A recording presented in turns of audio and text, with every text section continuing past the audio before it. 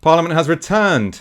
Boris Johnson has lost his majority. MPs are, as we speak, debating whether to block a no-deal Brexit, and everyone in Westminster is talking up the prospects of a general election. Amidst the political chaos and often mind-boggling proceedings in Parliament, I'm delighted to be joined by Navarra's resident constitutional nerd and co-founder, James Butler.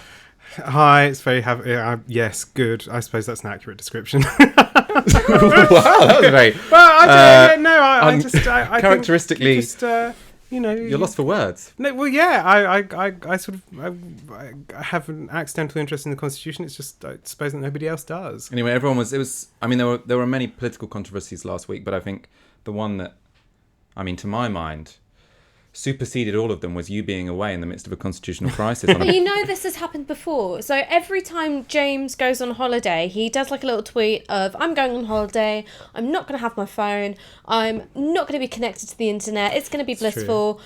I hope nothing too exciting happens. And I remember the first time that it happened and it was wild was when David Cameron allegedly fucked a dead pig, and all of us were desperately trying to get in touch with James, and it didn't happen. You came back and you were like, is this a prank that everyone is playing with me? Well, no, that because I was up a mountain in Scotland one day and I got like a bar of mobile signal, and I just got a text, David Cameron fucked. That was it. I was like, oh, this is interesting, maybe like something's happened in Parliament, whatever. And then, like, gradually, as I came back into signal on the way back, I was like, a pig. This does happen. And I was sad to be away for prorogation. There's lots of stuff to say about it. But I've written about it this week. So. Oh, have you? In your LFE blog? Yes. I haven't read that one yet. It's very good. You should. You already know I'm joined by Navarra Media's Queen of Political Strategy, Ash Sarkar. How's it going? That is the most inaccurate title I've ever been given. You are but Queen I'll of take Political it. Strategy. Come on. Excellent strategist. I operate by intuition and astrology. There are worse guides. Frankly. All right, we're going to start on the question of Boris Johnson's parliamentary majority, which we learnt he has lost today. So earlier today, at the very moment Boris Johnson was delivering his first speech back from recess, Conservative MP Philip Lee crossed the floor to join the Liberal Democrats. In the statement justifying his decision, Lee said, the Conservative government is aggressively pursuing a damaging Brexit in unprincipled ways. It is putting lives and livelihoods at risk unnecessarily, and it is wantonly endangering the integrity of the United Kingdom. More widely, it is undermining our country's economy, democracy, and role in the world. It is using political manipulation, bullying, and lies, and it is doing these things in a deliberate and considered way. Now, potentially this will be politically damaging for Johnson just to have someone who was in his party saying these things. But on a technical level, James, what does it mean that Boris Johnson has lost his majority? Well, on a technical level, it doesn't mean very much, right? It won't affect his status as Prime Minister. It won't affect the government's status as the government. That would require a motion of confidence. So the Prime Minister is assumed to have the confidence of the House until the House demonstrates that he doesn't. It will provide some problems for him, but these problems are already extant, right? Philip Lee was going to oppose the government on its gradual ratcheting towards no deal, regardless of whether he was in the Conservative Party or not. This does free him up. It frees him from the kind of threats of Dominic Cummings, threats of the whips, things like that. He's gone and joined the Liberal Democrats. Effectively, the government, I believe now, has 320 MPs. Marginal factors come into play here, right? So probably some of those 320, probably quite a lot of those 320 are going to vote against the government tomorrow. I'm sure we'll come on to discuss the staging and things like that. These were I think there were about 12 to 15 who stood up behind Oliver Letwin today when he said, let's embrace the emergency debate. So Johnson's majority is already under threat, right? He entered into Parliament with what is a working majority of one, although on some Brexit stuff you can count, movement from the other side, and in marginal situations like this, single MPs come into play and have a lot more power than they would otherwise. If Johnson was to have a substantial majority, then it would be fine to have some people rebelling, and actually those rebels wouldn't have much power. It was always going to be the case that he was going to find it very, very difficult in this Parliament. He's now going to find it more difficult.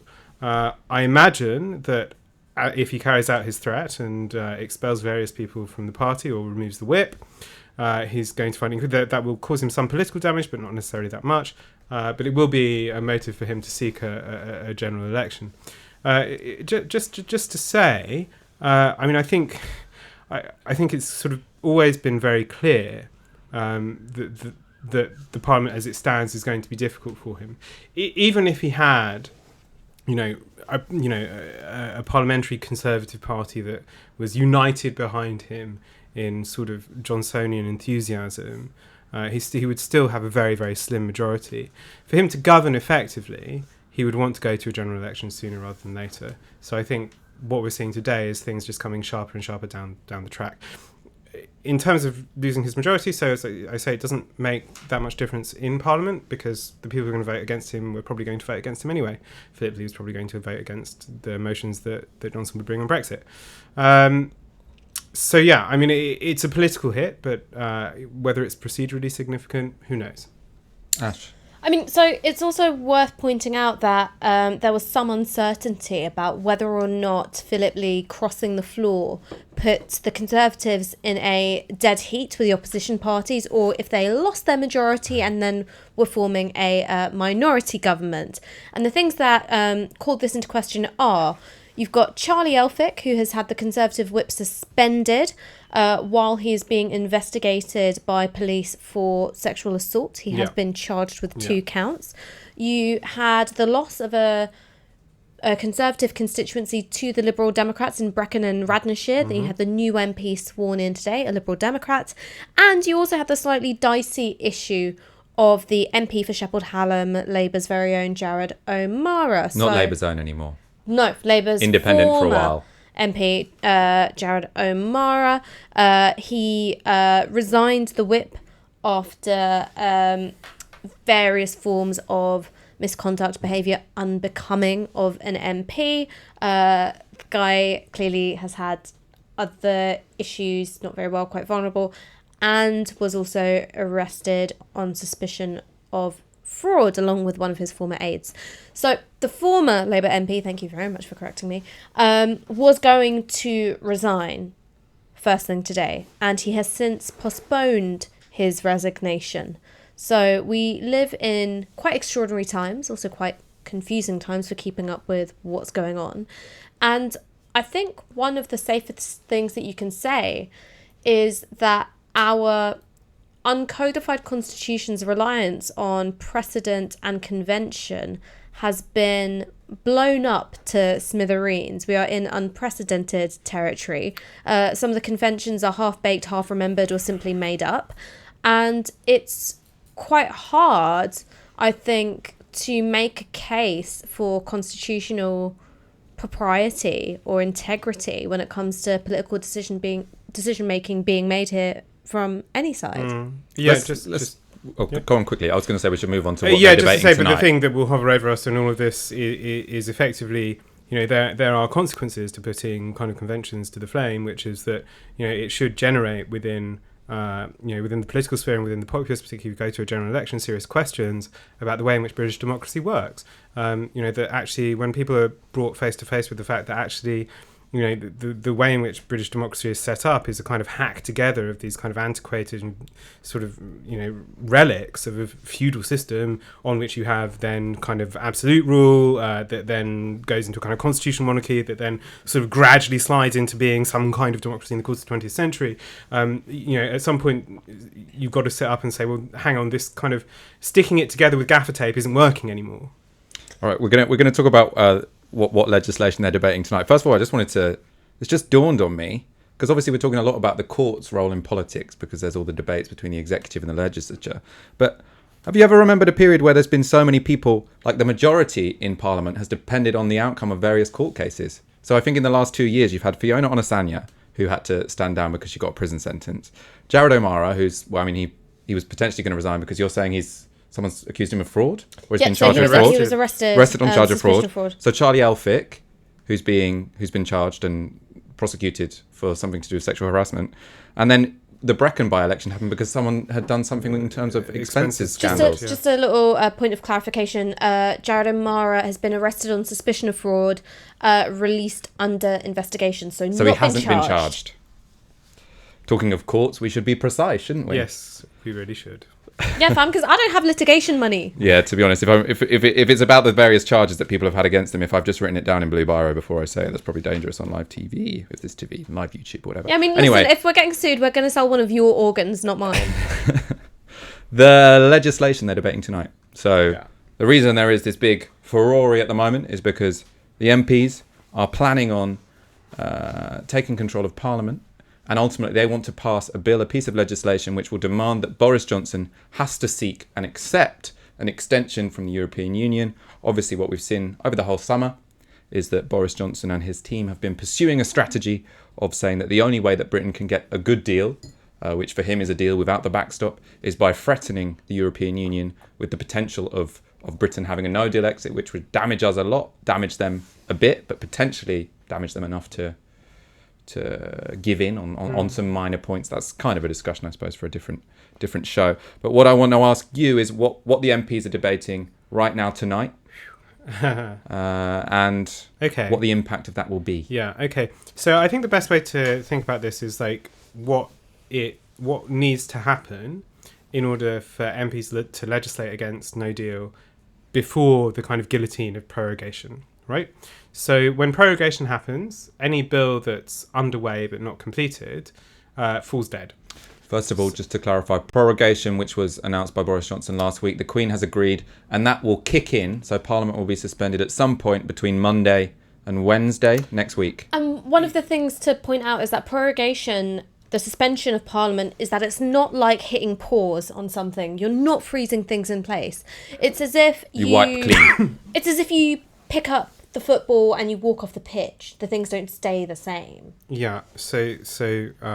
And I think this is actually important. Just that prorogation is not an adjournment, right? So, so the claim that these two things are the same is not true. So prorogation, effectively vacates Parliament for a certain period of time. It ends a session. So the parliamentary sessions, we've already had a very long session.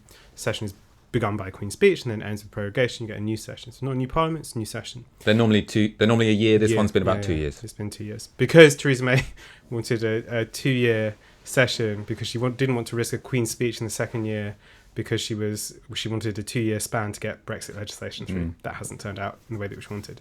So the important thing here is that prorogation will probably happen some point between the 9th and the 12th. Boris Johnson has given a commitment that he'll give evidence to a select committee on the 11th, so presumably it can't happen earlier than that. Whether that's actually a meaningful commitment, no one knows. So is that just a promise? That's just a promise that he will speak to a select committee about something, but he can cross it out of his diary if he wants. Yeah. I mean, so it's important that select committees can't meet or take evidence or whatever while prorogation is happening. Maybe he just wanted to do something else on the 11th, and that's what this is all about. I think he has deeper motives than that. And so anyway, so let's think. Okay, so you've got this prorogation is going to fall like a guillotine, right? So you want to get your anti-no deal legislation through beforehand.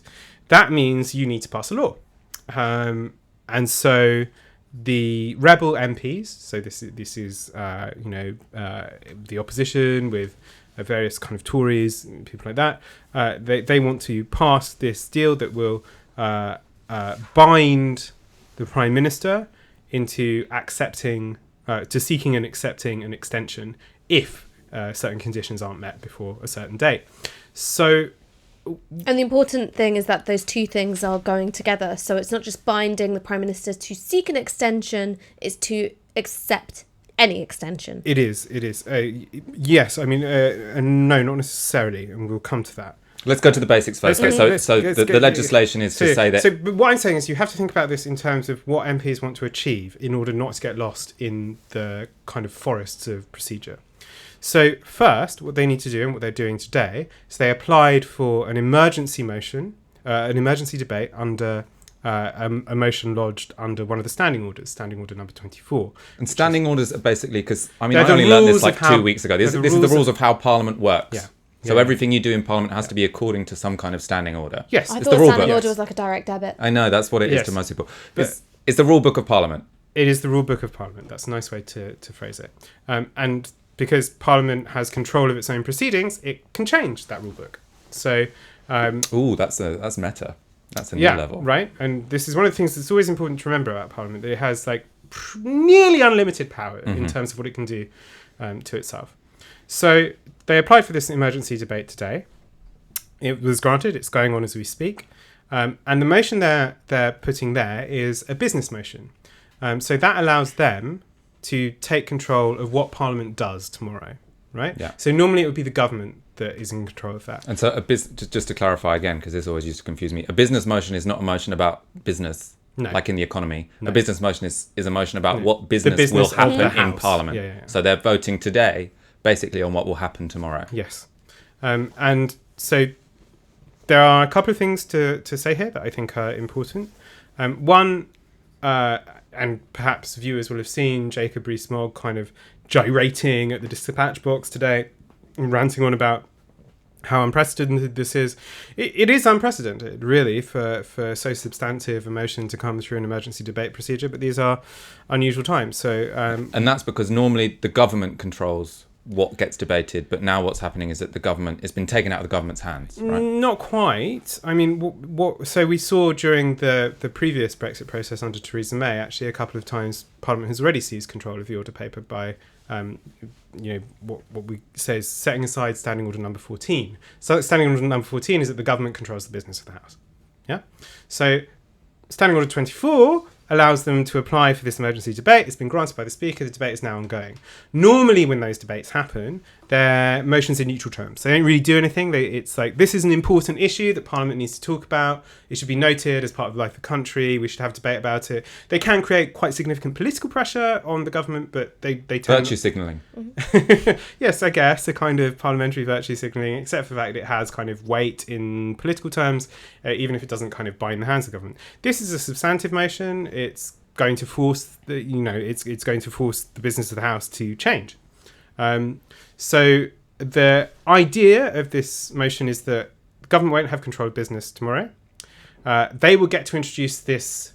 So this is the next phase, right? Yeah. So tomorrow they'll get to introduce this new bill, The rebels will. the Rebels Bill, which will do various things, which we'll come on to talk about. And then that will have all its readings in the House tomorrow. So the debates and the votes to kind of finish it up are due to be done by 7 tomorrow. And then it also does various kind of ancillary things. It says there will be time provided that when it comes back from the Lords, we can talk about the amendments. And it also takes control of, so there's a debate coming on Northern Ireland, which is due to happen on the 9th. It says that Johnson can't move that earlier. Yeah. Because he might have tried to move it earlier in order to kind of then So prorogue and cut Parliament. So to clarify that bit about Northern Ireland, because that sort of, it seems like a completely different issue, but the point is that one of the reasons why it was going to be difficult for Boris Johnson to prorogue Parliament is because before the summer, Parliament passed a law which said the government has to report back to Parliament about the current state of negotiations in the Northern Irish Assembly, because they're trying to form a government in Stormont, which hasn't happened, and a sort of what the government would call a trick of the rebel MPs was to say, you have to give us regular reports and updates on this. So one argument that was to suggest that prorogation would be illegal is that if you suspend Parliament, obviously these report backs can no longer happen. Yeah. So what you're saying the MPs are going to do is say, we definitely want a report back on the 9th. Yeah. So that means So the you government can't move can't it prorogue earlier. earlier than the 9th. Yeah. Or, well, it was never going to be... They can't prorogue on the morning of the 9th. They have to prorogue if they are to prorogue on the evening no, that's of true. it. But Johnson could have moved that report from the 9th to a few days earlier and then attempted to prorogue. Oh, okay. Anyway, that's not hugely important. It just shows you've got a kind of concrete thing there. Yeah.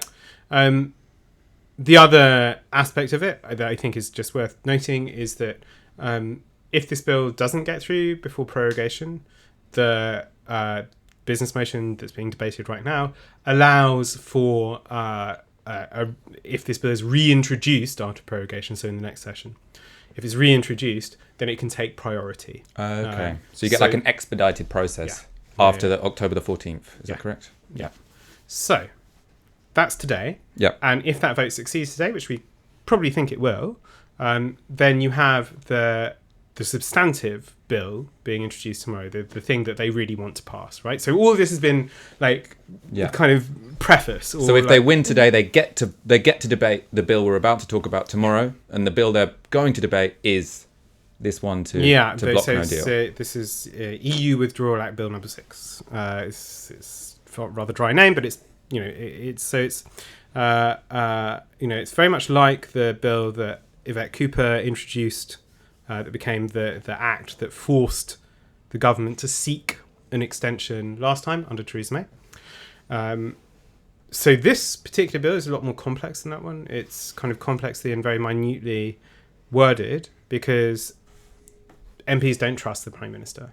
They didn't really trust Theresa May, but she's not as much of a wrecker as Boris Johnson. She also was capable of realising eventually that she'd lost. Took her a while, but she got there. They don't trust Boris Johnson not to try to use any means possible to wiggle out of it. That, I think, is wise. That's quite wise, judging by the presence of Dominic Cummings as well. So what they're going to do, what this bill is intended to do, is just summarise. So if a deal hasn't been approved in a meaningful vote, or the Commons has not approved no deal, which it's not going to do, but then the PM must seek an extension from Brussels until the 31st of January 2020. The PM must also accept the extension. So if the EU turns around and says, yep, we'll give you that extension, he is mandated to accept the extension, and they give him wording by which to do that. So if the EU wants a different date, he has to agree with it unless the Commons votes against it. So there's a 2-day window after, if they offer a different date, for it to come back to the Commons. So if they offer something mad like 2025, the Commons can vote against it. Yes, absolutely. It makes provision for the Prime Minister to agree of his own volition, which I think is quite unlikely. So if that extension is then agreed, it also puts duties on the Brexit Secretary, that he has to report on the progress of negotiations by the 30th of November. And this is all if they've blocked no deal, right? No, this is all if they've got the extension. So it has some sort of bits within it to say what should happen after the 31st of October. Right? MPs will have, so the Brexit Secretary will report by the 30th of November. MPs will have an opportunity to vote on an amendable motion to approve that report. So there'll be a debate. I think let's not move too far beyond the 31st of October. Okay, but it's just important. What is important to say is it also ties in the government in coming back to the House of Commons to give regular updates on what's going on, and the Commons has substantive options to respond to those reports.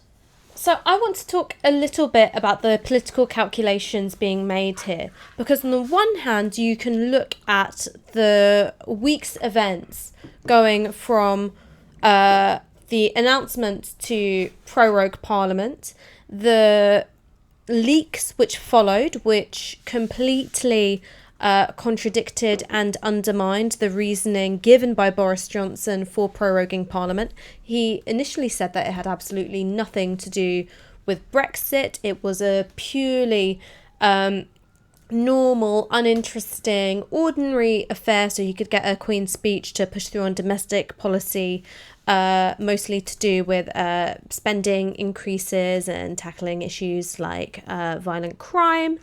Then, of course, you had those leaks from senior, well-placed Tories, God knows who they are, about Dominic Cummings saying that the EU negotiations are a sham. You had a bit of a word flub from a current government minister caught on camera admitting that it's all to do with Brexit. God knows what happens next. You then had protests of at least 100,000 nationwide over the weekend against the coup, against prorogation. You now have the likelihood of once very loyal Conservative MPs voting with the opposition to take control of the order paper. The prospect of Nicholas Soames, Ken Clarke, Rory Stewart, David Gauke, Philip Hammond all losing the Conservative whip. And one reading of that is unmitigated disaster for Boris Johnson.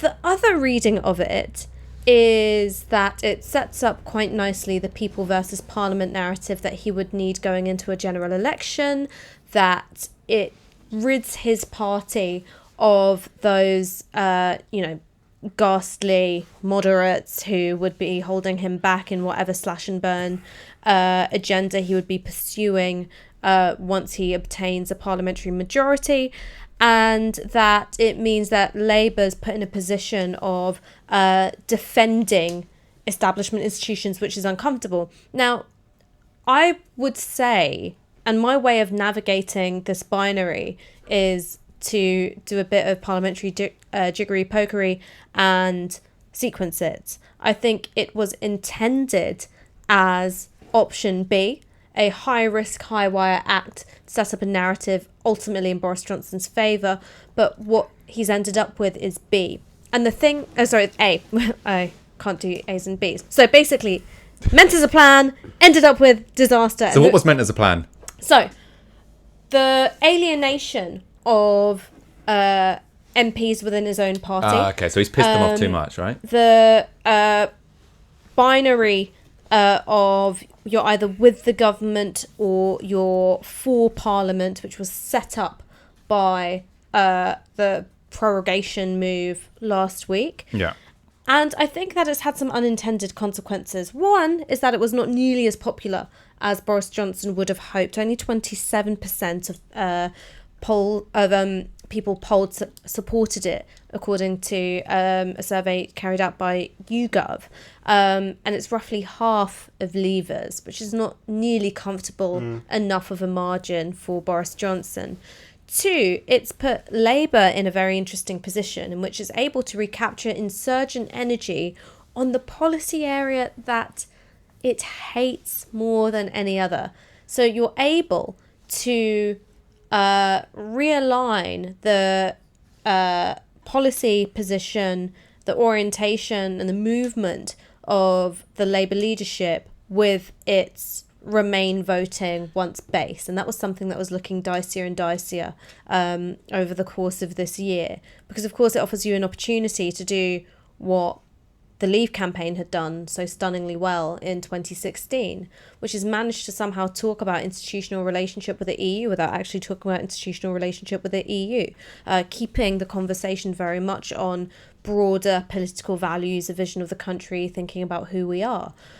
So that's ultimately been a gift to Jeremy Corbyn, again reflected in some poll results today, again from YouGov, which Labour tend to do very poorly in.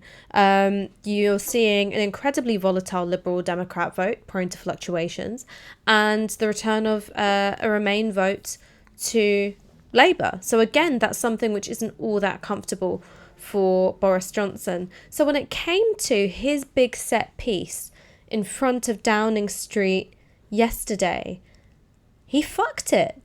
He blinked. He stumbled. He did not look confident. He was there.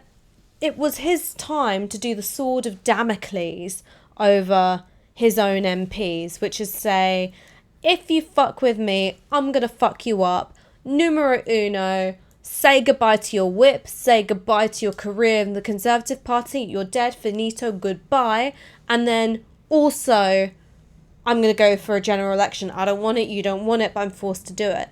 When he was drowned out by the noise of the protesters, it really was something quite astonishing. He was uncertain. He was wrong-footed. He looked like he didn't quite believe what he was saying. So the problem with a high-wire act is that the costs are huge if you get your footing wrong. Yeah.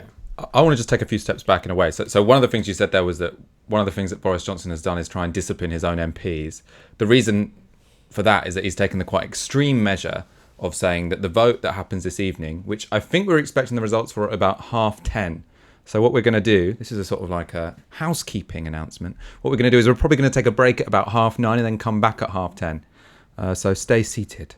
the comment. The chat will continue as that goes on. What Boris Johnson has said is that anyone who votes against the government in terms of mandating that the government has to request an extension if they don't come to a deal with the European Union, what we were just talking about earlier, they will be instantly kicked out of the Conservative Party, they'll lose the whip, and they won't be able to stand in the next general election for the Conservative Party. So this is the kind of thing that I think many of us would have loved the Labour Party that Jeremy Corbyn could have done about a year or two ago, but 100% he would have been called a Stalinist dictator, and about 100 of the PLP would have broken off to form a different party. Do you remember? But this is different. We're in a changed reality. Do you now. remember the collective soiling of pants when someone left a Thomas the Tank Engine figurine outside an MP's door saying "choo choo" because it was the Deselection Express? Yeah, I do. I mean, I do think, yes, Michael, you're right that the situation has changed. One of the things that this does tell us is that actually, in terms of disciplining MPs, it's always difficult, right? Because like from the grassroots in a political party, it's always very tempting to say, well, why doesn't the leadership crack down harder on these kind of internal dissidents, these these people who are kind of talking down the project, the leadership, whatever. But actually, I mean, here you're seeing Johnson really remaking the Tory party, because these are not, like, by and large, people that you would consider as kind of only marginal Tories. Oliver Letwin was like Thatcher's most loyal advisor. Yeah. The thing is, they're not that marginal, but there is only about 16 of them. So what people are saying, obviously we'll find out at 10:30 who are the people who vote against the government in this vote tonight. But what it looks like is about 16 Conservatives, very high profile ones. So Philip Hammond, who was the Chancellor just 2 months ago. Nicholas Soames, who is the grandson of Winston Churchill. Is that how it works? It's how the British establishment works, I suppose. Any other? Is there anyone else in Winston Churchill's you know the very famous thing about Soames, right? No, go on. That someone who had slept with him said it was like being fallen on by a rather large wardrobe with a very small key. Ooh. Wow. It's a really, really... It sticks in the mind, doesn't it? It's yeah, a really it does. Brutal thing. Anyway, I mean, I think it's... I'm going to use that on my Grindr profile. But what people can expect. Like being fallen on by a very small wardrobe with a very large key. Oh yeah, that's the one. Yeah. Okay, I mean, a cheeky little wardrobe with a massive key. No, ordinary key, ordinary wardrobe. Everything very above board, quite vanilla.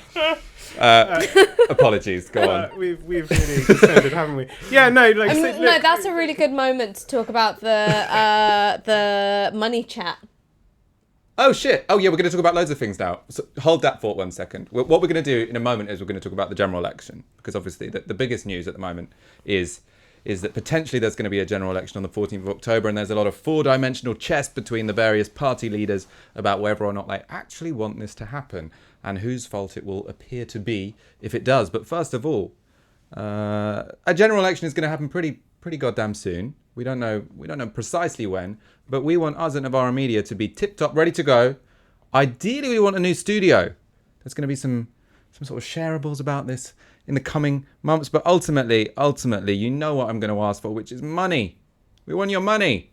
You are watching Tisky Sour. You're watching Novara Media. This is only possible because of your kind donations. If you are already a subscriber, thank you very much. You're what makes this possible. If not, please go to support.novaramedia.com and donate the equivalent of 1 hour's wage a month. As ever, please like this video. It means more people see it. I think we've got loads of you watching today, 1,600. Keep your comments coming. We'll go to your questions a little bit later, but also we've got one cheeky little ask as well today, which is sometimes what we get is people doing these, what's it called? It's like cash in the comments. Super chat. It's called super chat. It's not called. They should have called it cash in the comments. Anyway, super chats are great. You know, we want your tips. We want you to get your cash out and slip it into our proverbial underwear, so that we can ultimately move to a better studio for whenever the general election is called. Also, before we move on to the substantive issues, to use kind of weird ass phrases that we use when we're talking about law and constitutions and whatever, Ash has got a new newsletter, which we know a lot of you have signed up to. It's been very popular so far, but Ash is going to tell you a little bit about it. So every Thursday morning at roughly 8 a.m, you will get a shot of political analysis, a roundup of Novara's best content, direct to your inbox. It's completely free. You don't have to be a donor or a subscriber to get this email, though of course I would really like it if you were. And if you want to sign up for it, all you have to do is go to novara.media/cortado. Like the coffee, which Aaron apparently doesn't think is a real coffee. He was like, it's like a shit latte, mate. But I like cortados, and they're short, brown and bitter like me, which is why I named it that way. So if you haven't already, please sign up. Alan Gann's given us £2. You don't get a special dance, but you do get a thank you from us all. What were we talking about? But no, he doesn't get it. I'm not that cheap, Ash. Come on. Also, it was an avatar, not a real pic, so I don't respond to those anymore. Yeah, I'm classy now. What were we talking about? We're about to go on to a general election, but I feel like there was one little point we need to mop up first. No, I mean, there are a couple of things. I guess it's never a good sign when the host says what were we talking about. Let's. I mean, there are things to talk about the House of Lords, about Queen's Consent, about things like that. But I don't know whether you want to go into them. For now, let's move on to a general election. Sure, you might want to do that because I feel like I learned a lot about parliamentary process earlier on, but there's only so much that one mind can contain in a 40-minute period. So we're going to move on to something that I do understand, which is general elections, and the Queen of Strategy can sort of come into her own now. But we are going to talk about whether or not a general election should happen. So what Boris Johnson was saying at Downing Street yesterday when he gave his speech, it was very reminiscent of Theresa May, in that the whole media were around and we were expecting a big announcement, and it was a little bit of a damp squib. But ultimately, the underlying message was that if MPs pass this bill, which limits his hand by saying that if he has not agreed something with the European Union by the 14th or the 19th of October, then he has to ask for an extension. He's saying, if that passes, that limits my room for manoeuvre in these negotiations so much, it takes away so much of my power in negotiations with the European Union, that I won't accept it. And the only way to not accept it without dissolving Parliament, as it were, or I mean, he's already going to do that, but without being, rampantly unconstitutional, is to have a general election. So he's saying, the MPs, if you want to stop me with my plan, let's go to the people and see what they say. Ultimately, that's not his decision to make because of the Fixed Term Parliament Act. The most obvious way that one calls a general election is you put down a motion in Parliament, which 2/3 of MPs will have to vote for. There are some alternative means to get it. We'll talk about those in a moment. But ultimately now what's happening is the various political parties are deciding whether or not they will vote for a general election. And there's lots of talk about whether or not this is really a trap set by Boris Johnson, either to win an election on a sort of populist people versus Parliament motto, agenda, slogan, whatever, or whether what he actually wants to do is have an election over the period at which Brexit happens, so there is no scrutiny over a no-deal Brexit. So is it a trick, or is it a gamble that we should be sort of grasping with open arms, because if you're the opposition, you're supposed to want a general election? Anyway, talk a little bit about the technicalities of how one gets to a general election. Okay, well, I mean, as you say, the most obvious route to get a general election is to put a motion before Parliament saying there will be a general election. That form of words is specified by the Fixed Term Parliaments Act, and that motion has to achieve 2/3. In a vote, it has to achieve 2/3 of the number of seats there are in the Commons, right? So that's a 2/3 calculation of the total number of seats, including those MPs who don't take their seats. The Labour Party has 38% of MPs in the House. So if the Labour Party voted against it, it would not pass. One would also expect the other opposition MPs to vote against it as well. So really it's in the Labour Party's hands. If that were not to succeed, there are other routes.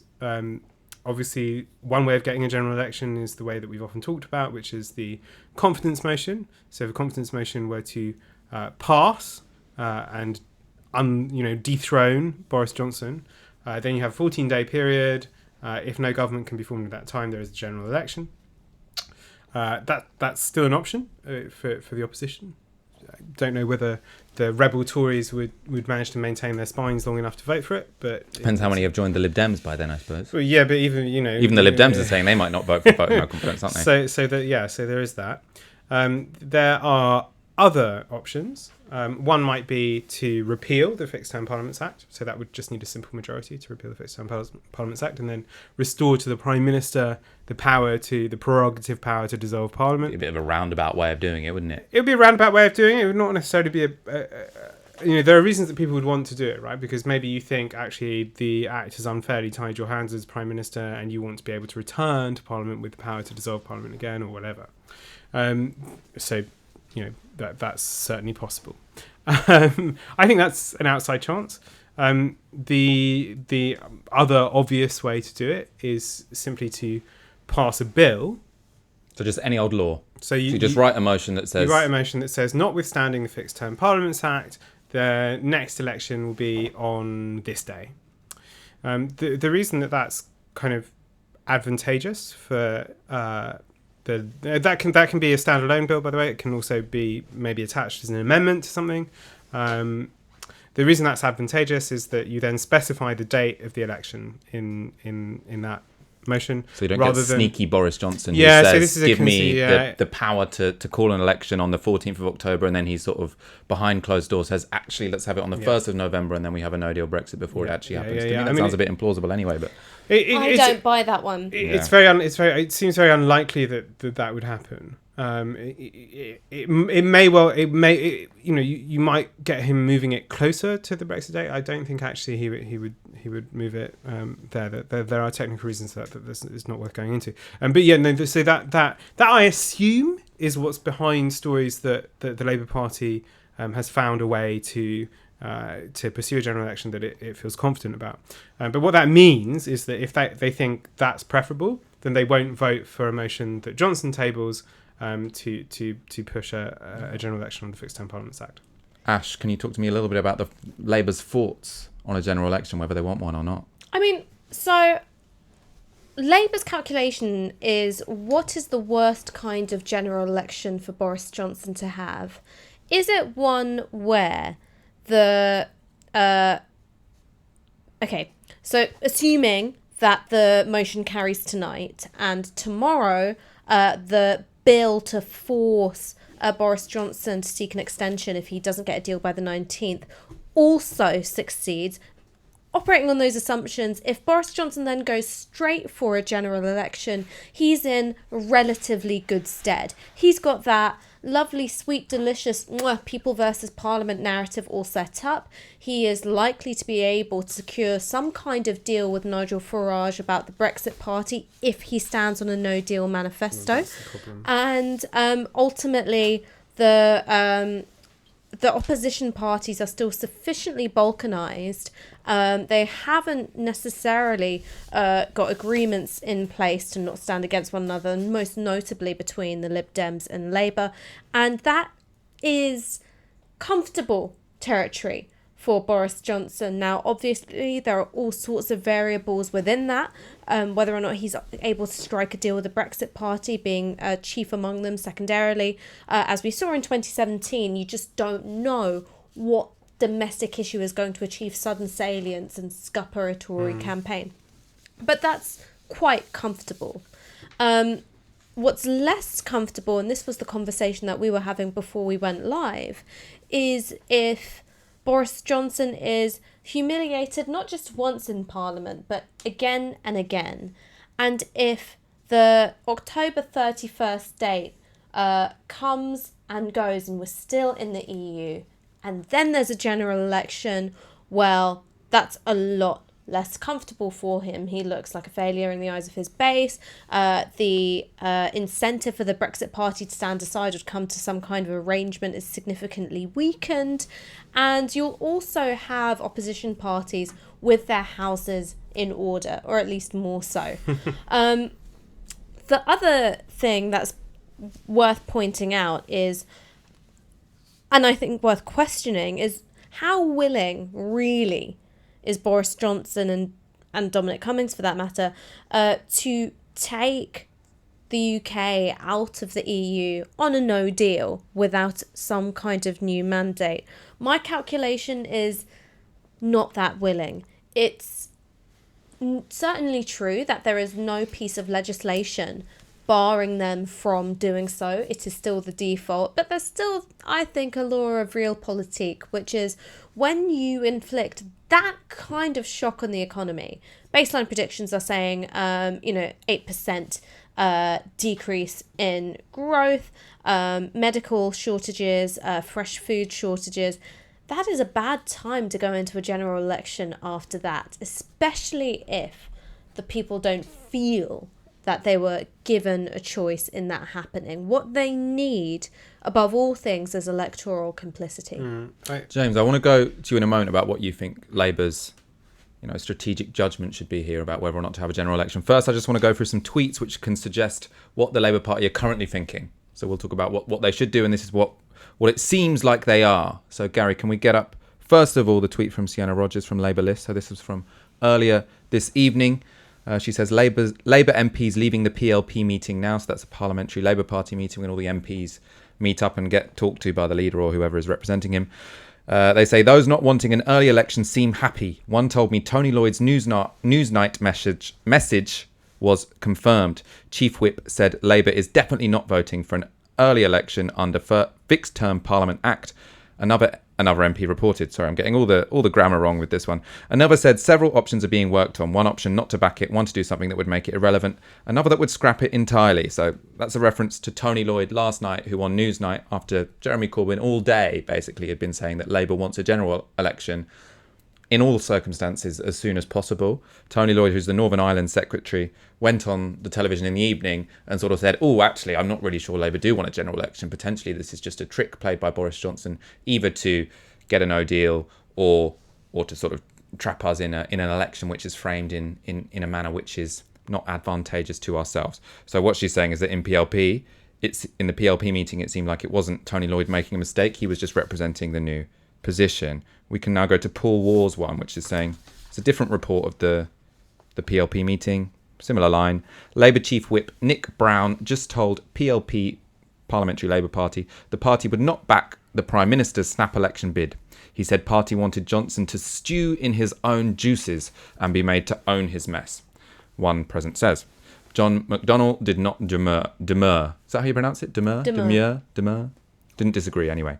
There was also the tweet from Asa Bennett reporting that Kate Hoey, being interviewed by Ian Dale, said that it was that the PLP were told that they would lose the whip if they didn't vote with the Labour leadership on any general election related motion. But we still don't know what that means. That means that the Labour Party are playing hardball, just like the Conservative Party are. But we still don't know if that will be whipping to vote for it or whipping to vote against it. What I'm just saying in terms of playing hardball, like Etta James at last.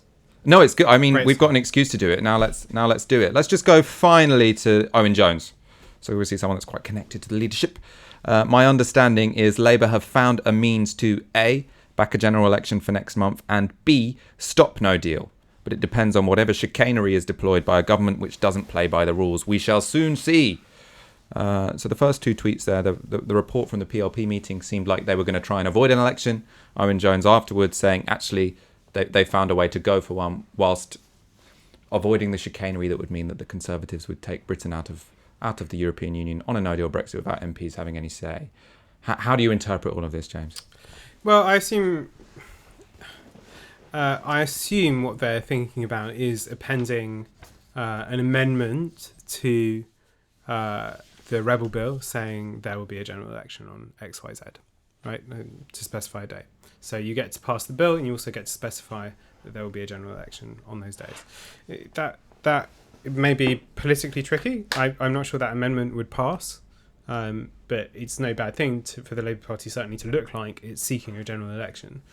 I agree with Ash that it's probably optimal to let Johnson kind of stew in his own juices, as was reported. Ugh. That's a rather unpleasant phrase.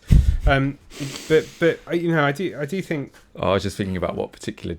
No, I won't go into. Sorry, you continue. I'm still listening. Okay. Base and corrupted which juices mind, they would Mr. be. Walker.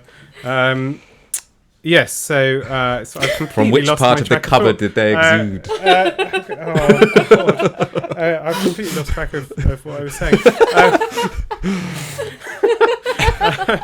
Okay, so yes. I love that. That's like glasses on, face fixed. Let's go.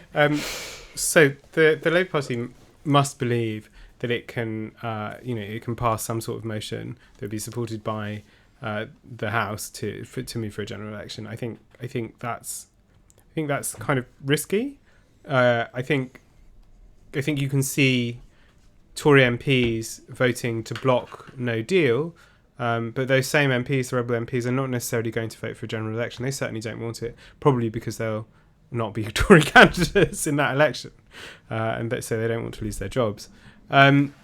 So yes, I think possibly there's probably a strategic sort of meeting going on in the Labour Party at the moment, saying we're going to find a way through this. I don't think it's necessarily going to happen like that, but I do think it is right for the Labour Party to reject immediate moves for an election by Johnson, because it is really, really important to pin down like anti-No Deal legislation. In some ways, if you were to make a kind of completely ruthless political calculation and didn't care about the country at all, then you would say actually the best time for the Labour Party to hold a general election is immediately after No Deal, right? Well, but then the idea is that the full effect of No Deal would not have been felt yet. I mean, I don't think that's a particularly good argument, because No Deal is unpopular. I think any government that has driven the UK into a No Deal Brexit will be seen as deeply irresponsible. I don't believe that even just the sterling effects of a No Deal wouldn't be incredibly dramatic.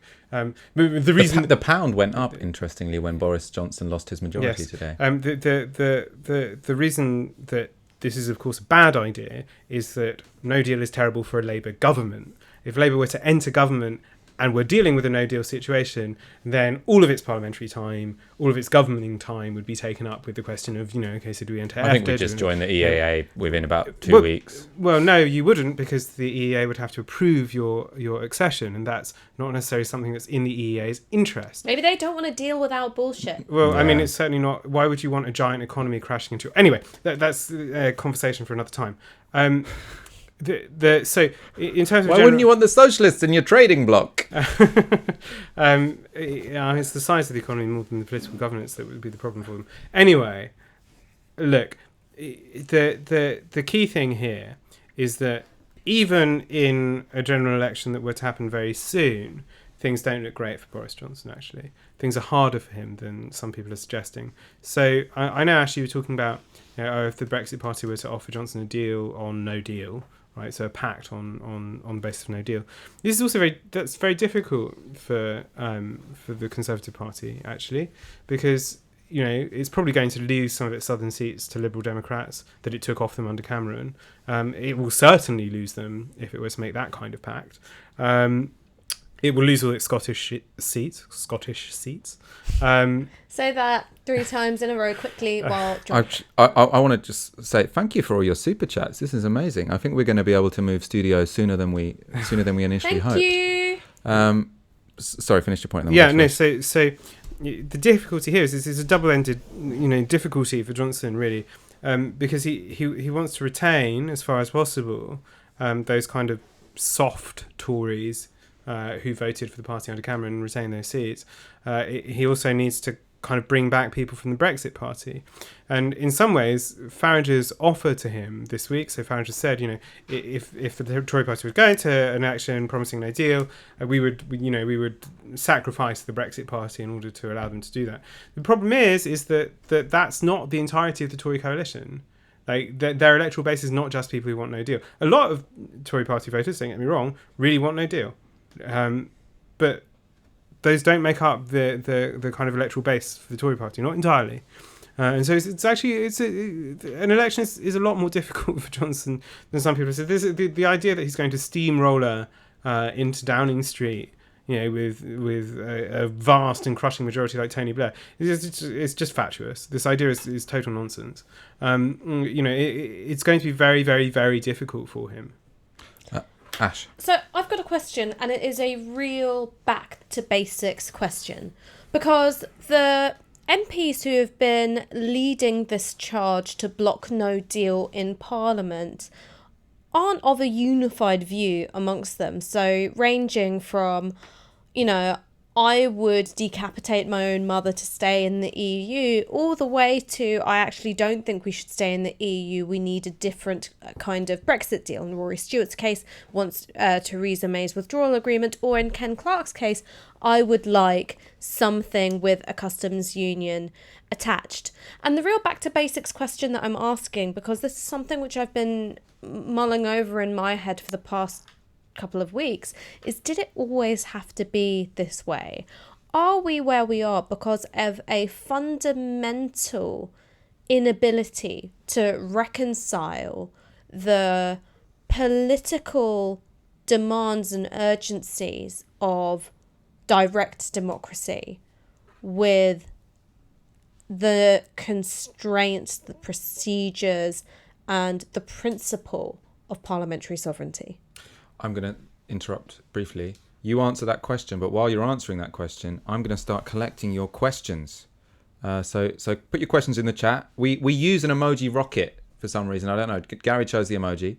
But if you put your questions with a rocket, I'm more likely to see them. I will collect those whilst James is answering Ash's very pertinent question. The short answer is yes. Those two things are in contradiction and pull in different directions. I mean, this is basically Dominic Cummings' gambit, right? That the entirety of kind of democratic proceedings should be subordinated to this one moment of democracy that happened on June 26, 2016, and as opposed to that, there is this other kind of conception of democracy, which is iterative, that has kind of discursive content, that deals with the world in recognizing that there are fractions within the country and attempts to channel those into a kind of agonistic structure in which some kind of majority can win out. Now, it's obviously very difficult, and the advantage of that is that as it changes over time, so the composition of the chamber changes, so the mood of the chamber changes. It's obviously very, very difficult to kind of. So I think it's legitimate to have responded to the referendum by saying this is a legitimate democratic exercise. So I think this is sometimes where Remainers often go wrong, right? The referendum was for all the lies and undermining and the kind of dodgy digital tactics and whatever. These are things that happen in elections, by the way, as well. It was nonetheless fundamentally a legitimate democratic exercise. It was legitimate to say, that okay, we should try to pursue this. And the truth is that we did try to pursue it, and it's then worth accepting that there has been time that has elapsed, and that democracy is not a one-time event, that there is a process here, and that we've come up against the very real limits and very real shortcomings of that process itself. Now, on the flip side, one of the things I think that is most worrying about Dominic Cummings is that he obviously sees this kind of plebiscitary democracy as a tool. So he and you heard Jacob Rees-Mogg in the House this evening again go on about this democratic vote of 17 million people and so on and so on and so on, which is fair enough, but it's become that the sovereignty of Parliament comes from the people, and the people expressed their will in 2016, and weirdly not 2017. Yes, well, this is the point, isn't it? That people also express their will by electing a split parliament, by removing Theresa May's majority. Now, Theresa May should have interpreted that as saying, okay, well, the people have said that actually clearly what they want is for me not to pursue the fantasies of the hard right of my party, but reach some kind of negotiated compromise, soft Brexit, whatever. That is how she should have interpreted that role. Because if you accept that, democracy is an expression of people's will, then you have to treat all of the expressions, all of the democratic expressions of the people's will, as embodying somehow that will. I don't think, by the way, that it's necessarily always useful to think in terms of a unitary, single, popular will. But we can leave that to one side, because this is a kind of very arcane question of political philosophy. But I actually think it's central to where we are, and maybe these things which we used to talk about a few years ago in your very, very, very drafty flat Yes. in Elephant and Yes, Castle Christ. are central to our political culture No, now, I think which that's- is I think that's very how true. do you deal with the need to synthesize some kind of compromise in a political system which is inherently antagonistic, and perhaps an electorate which doesn't want to compromise? Yeah. I mean, just the other side of this is also a political force within the Conservative Party that frankly does want to undermine democratic norms and procedures, that does want to say that actually every time you see any kind of processual question in democracy, this is basically a charade, and people are kind of having you on in order to pursue their own goals at the expense of your problem. And that's actually often very plausible narrative to people, because it's often something that they see. They see, okay, there are all sorts of kind of low and base dealings in Parliament. But it's important to see the way that this is being mobilised. I think you can defend democratic norms, and I don't like the word norms because I think norms, should be changed and must be changed very often. I think British democratic norms should change, but the ideals of democracy, oughtn't to be undermined, or we shouldn't let Dominic Cummings get away with what he's trying to do, which is really to use every moment possible to kind of try and inculcate a sense of democratic cynicism, in the electorate, and the more that he succeeds in doing that, and the more that he succeeds in getting that message across, the more difficult it is for a left-wing project to pursue its goals. I think that's very obviously true. Cummings came up, so I'm going to go with some of the Cummings questions. First of all, I just want to say a particular thank you to the Norwegian, who's been very generous this evening. So thank you for that. And obviously thank you for everyone else. We are communists. We not discriminate by money. I'm a social democrat, actually, but social democrats, we should still not particularly discriminate by money. What was I going to say? Oh, questions on Dominic Cummings. So Daniel Eden asks, Cummings is often described as a Tory Leninist. What is a Tory Leninist? I'm just going to do all the Dominic Cummings questions. Charlie Allen says, would I, in brackets, Dominic Cummings, be useful for the Labour Party if you hired me? And someone who I've lost the question, so apologies, I won't read out your name, wants you to talk a little bit about the history and ideas of Dominic Cummings.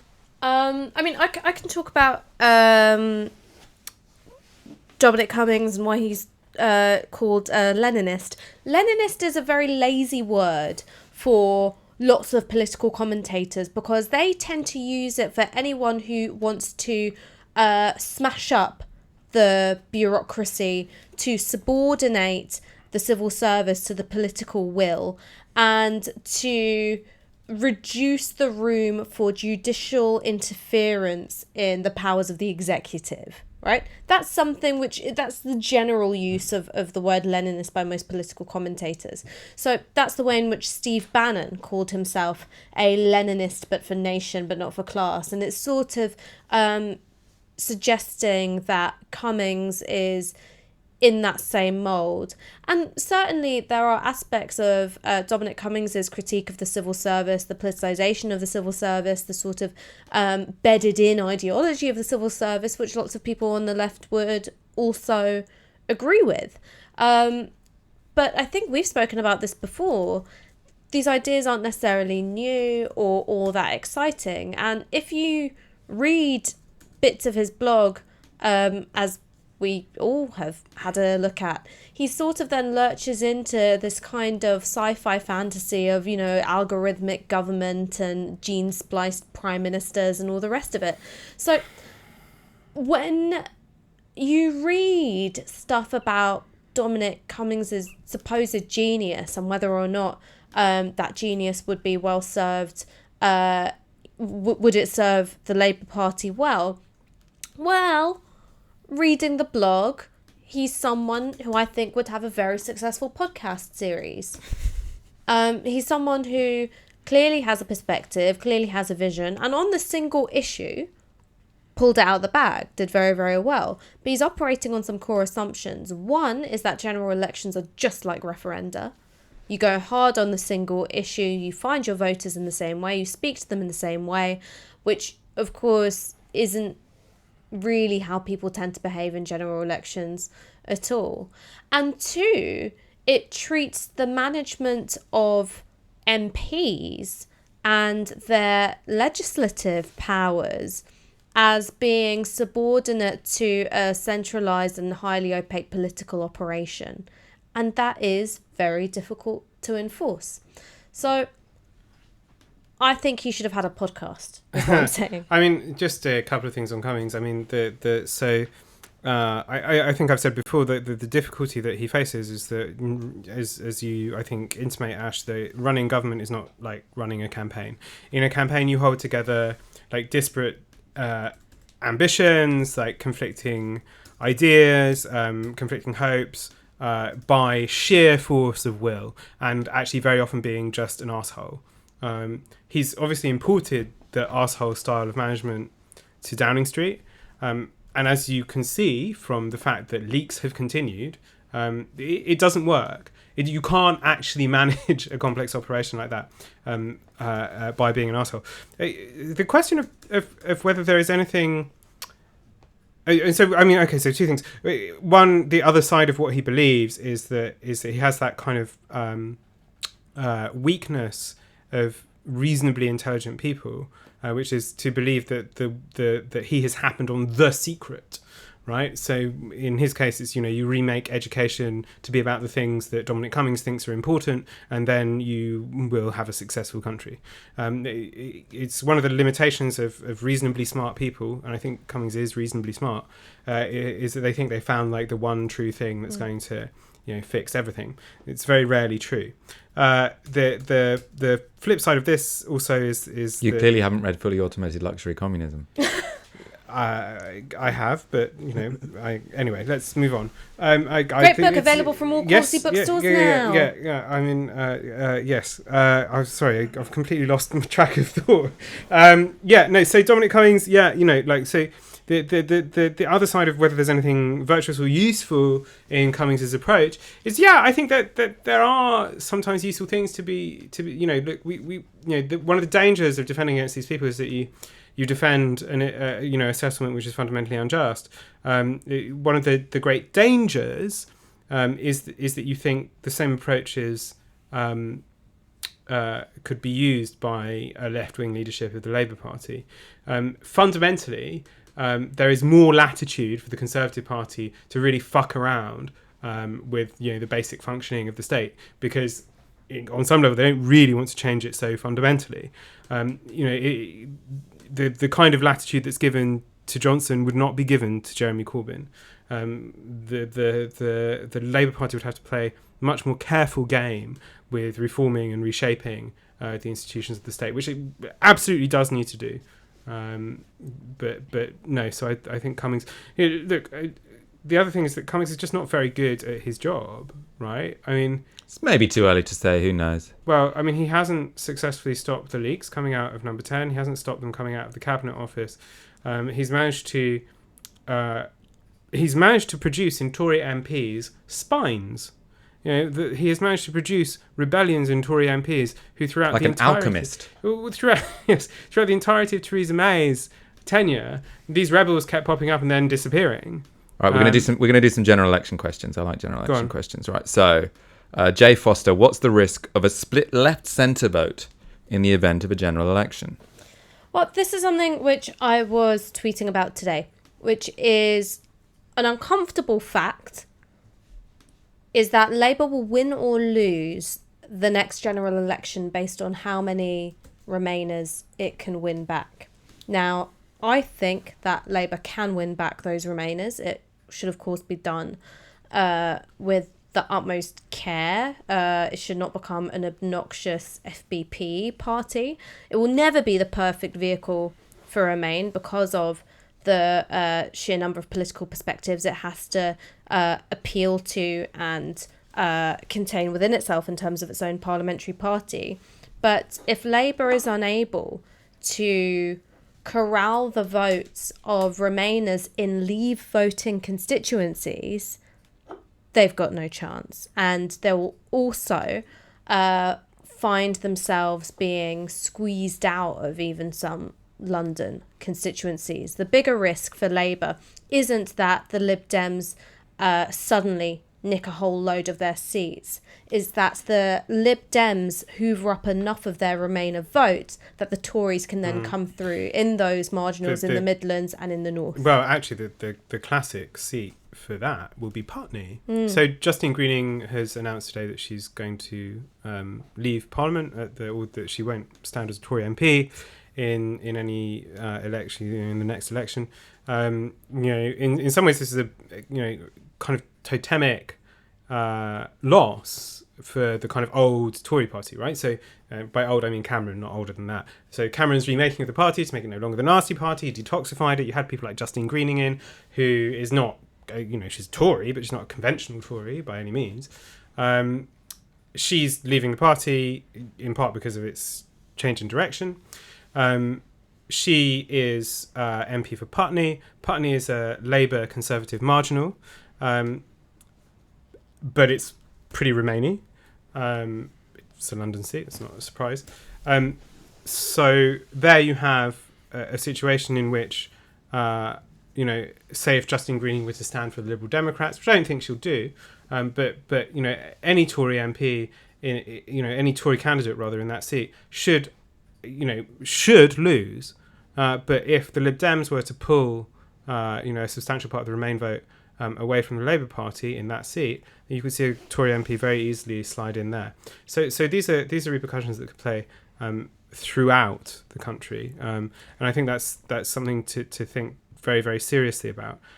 Just to say, I do think that this is a substantial risk for the Labour vote, and it's worth considering that yes, in 2017. Campaigning was a major part of Labour's success. But the other part of Labour's success was the messaging from on top, which was all about that manifesto. It won't be a purely non-Brexit election this time, so that has to be on the minds of leadership. I mean, what I would say is that I am on no account advocating Labour turn itself into the Lib Dems, but with a bit more redistribution. Yeah. And this is actually where I strongly differ with Paul Mason's approach to it, for instance, which is sort of saying, look, we're a Remain party now. But all we can do is we're just going to chuck funding, chuck DeLonghi coffee machines at the North. That was my best Paul Mason impression. My other Paul Mason impression, and this is meant with all love to Uncle Paul, is his pub. The invoking of the pub. Yes. So it's the, right, where I grew up, in Lee, half the pub is they're not just NF. They've joined mercenary groups. They're currently in northern Iraq. But the other half of the pub, they're all reading Gramsci. Sounds like a great pub. It sounds like a fucking great pub. I can't remember where I was because I got caught up in doing the impression. Oh, where I differ from him is that actually what the Brexit vote showed, because I think there are some really patronising attempts to get to grips with this, most notably Caroline Lucas, and she looks like a art teacher who is trying to regain control of her GCSE class by being really nice, and it's not working. So she goes, "Dear Leavers, I know you've given us a good kicking, and we hear that, but also fuck you." Is that I think that ultimately Labour will need to revisit constitutional questions as well as economic ones, in order to make up for the fact that yes, it will be reneging on a commitment to deliver the referendum result, and that is a betrayal of trust. There is no getting around it. In terms of this question, I want to be really obnoxious and get up one of my own tweets. Wow. I know. Never done that before. It's kind of outrageous, isn't it? But anyway, it is some polling that was out today, which is showing that potentially, it's one poll, you can't extrapolate too much, but potentially Labour are already winning back some of those Lib Dem votes, and I would judge that's probably because I'd expect it to happen as well. So obviously if it's one poll and it confirms your own prejudices, you share it, which is precisely what I did. So the argument would be, the intuition would be that because prorogation has given Labour the opportunity to take a lead in the sort of struggle for liberal civilization against right-wing populists, Labour are managing to claw back some votes from the Lib Dems, and this could potentially have somewhat of a steamrolling effect, whereby once Labour claw back enough votes from the Lib Dems, it starts looking like a two-horse race. It starts looking like the only way you beat the Conservatives and the only way you stop Brexit is by voting Labour. And also, I mean, I'm more along the lines of the Paul Mason one of Labour have to stop equivocating and just start saying, like, look, we're for Remain, we're for EU now, we have liberal values, we're also really fucking socialist. And that's going to be... I think the coalition you win is pretty Remainian, it's pretty anti-austerity, and I think you can probably build a majority out of that in the country. Have you ever read any Norberto Bobbio? No, but on that, I think we should take a break. Maybe in the break I will read up on whoever this person is. Yeah, I mean, I said the next time you mentioned to me, I'm presuming an Italian author, it was over. Okay? So we're going to have some sort of therapy, I think, for the next sort of hour or so. I'm going to refuse to feel guilty for not having to read whatever Italian theorist James is kind of spouting at me now. The kind of liberal socialism that you might be interested in. I hate it when my parents fight. Yeah, for the sake of Ash, we're going to take a break. She doesn't need to see this. We are going to come back in about 1 hour because we are going to go live precisely when the results come in of this vote. I'm going to save up some of your questions, but also, come back at 10:30. We're going to have a snack, some more beers. It's very exciting times in British politics. So see you in an hour or so. And again, just finally, thank you for your super chats. This is really, really phenomenal, really generous. It really is going to mean Novara Media can expand and grow. See you in a little bit. Bye.